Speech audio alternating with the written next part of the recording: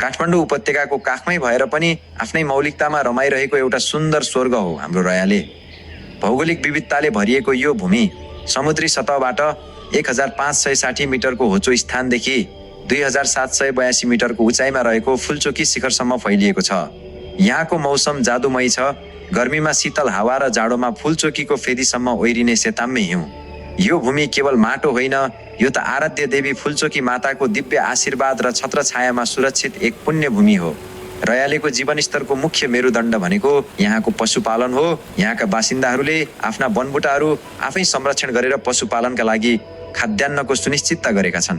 गोगन, दुधिलो, नेमारो र हात्ती पाइलो जस्ता पौष्टिक डाले घाँसका प्रजातिहरू हाम्रा वनमा प्रशस्त छन्। यी घाँसहरूले गर्दा नै यहाँका गाईबस्तुले दिने दुधमा छुट्टै शुद्धता र स्वाद छ। यहाँको दुध उपत्यकाको शहरी क्षेत्रमा अमृत समान मानिन्छ, जसले रयालेको अर्थतन्त्रमा एउटा बलियो टेवा पुर्याएको छ। लीलावती खोलाको अनवरत बहावले गर्दा यहाँका खेतबारी कहिल्यै तिर्खाउनु पर्दैन। यहाँ नियमित सिँचाइको सुविधा छ, जसले गर्दा हामी आकाशे पानीको भर पर्नु पर्दैन। हाम्रा फाँटहरूमा धान, आलु, गहुँ र तोरीको सुनौलो लहर देखिन्छ। अन्नबालीमा मकै, कोदो, फापर, जौ र जैको उत्पादन लोभलाग्दो छ। गाईबस्तुलाई खुवाइने जैले दुधको उत्पादन बढाउन मद्दत गरेको छ भने मानव स्वास्थ्यका लागि कोदो र फापर यहाँका रैथाने वरदान हुन्। रयालेका भान्साहरू अझै पनि आफ्नै माटोको सुगन्धले बास्नादार छन्। स्थानीय पानीघट्टमा पिसेको मकै र कोदोको ढिँडो, आफ्नै करेसाबारीको रायो साग, चम्सुर, पालुङ्गो, बकुल्ला, भेन्टा र काउलीको स्वाद अद्भुत छ। सिमीका विभिन्न प्रजाति, इस्कुस, करेला, तिते करेला र चुच्चे करेला यहाँको पहिचान हुन्। हिउँदका लागि साँचिएका गुन्द्रुक, सिन्की, तामा र चानाहरूले हाम्रो मौलिकता झल्काउँछन्। फलफुलको कुरा गर्दा यहाँको हावापानीमा नासपाती, खुर्पानी, स्याउ, आरु, सुन्तला, अम्बा र हलुवाबेद लटरम्म फल्छन्।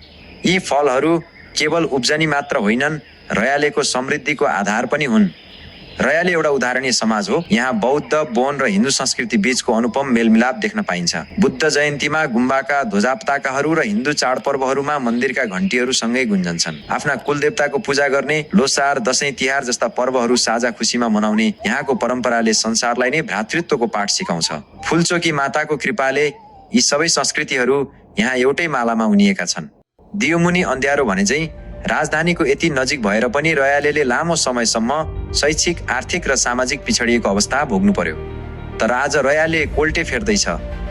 यहाँका बासिन्दाहरू शिक्षित, जागरुक र आत्मविश्वासी भएका छन्। हामी आधुनिकतातर्फ लम्किरहेका छौँ, तर आफ्नो मौलिक जरालाई नछोडिकन। तर चुनाव आउँदा फेरि उही पुरानो आश्वासनको लहर चल्छ।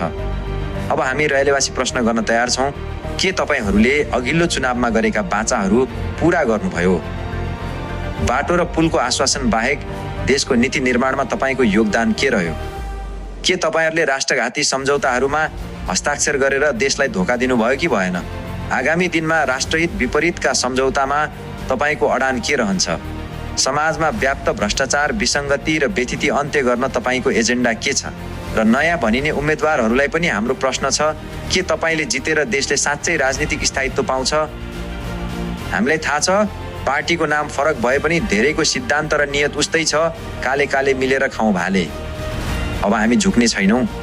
हामीलाई विकासको ठेकेदार होइन, राष्ट्रियताको पहरेदार र नीतिगत रूपमा स्पष्ट प्रतिनिधि चाहिएको छ।